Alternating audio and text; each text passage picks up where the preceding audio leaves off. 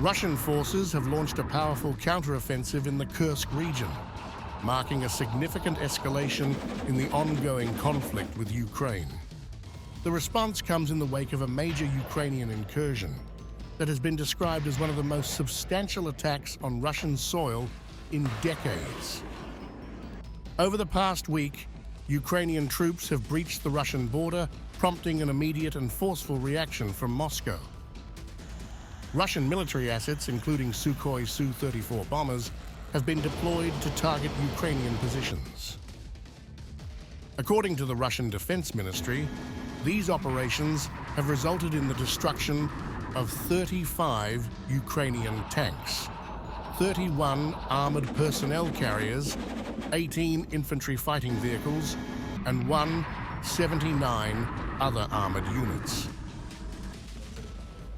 The Russian armed forces continue to resist an attempt by the armed forces of Ukraine to invade the territory of the Russian Federation. During the day, units of the North Group and reserves took actions, strikes were launched by Russian aircraft and drones, and artillery fire suppressed attempts by enemy mobile groups and armored vehicles to break into Russian territory in the areas of Tolpino, Zhuravli, and Ubshi-Kolodez. 4 armored personnel carriers, 7 armored fighting vehicles, and 2 other vehicles were destroyed. Russian special forces reported that the Ukrainian advance has been effectively halted. He claimed that the initial push by Ukrainian forces, which aimed to improve Kyiv's negotiating leverage, had been thwarted.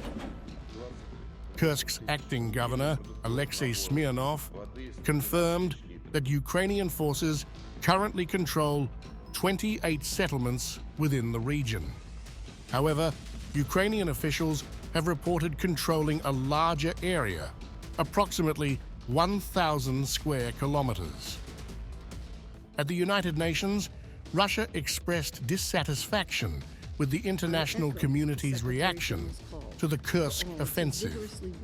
Russian Deputy UN Ambassador Dmitry Polyansky accused Western allies of Ukraine, namely the US, France, and Britain, of ignoring alleged Ukrainian civilian casualties and failing to address the offensive's objectives.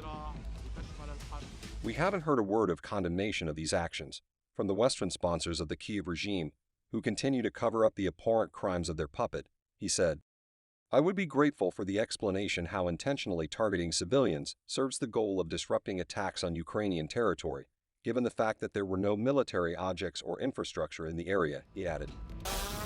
The UN Security Council's response has largely centered on broader issues, rather than addressing the specifics of the Kursk offensive.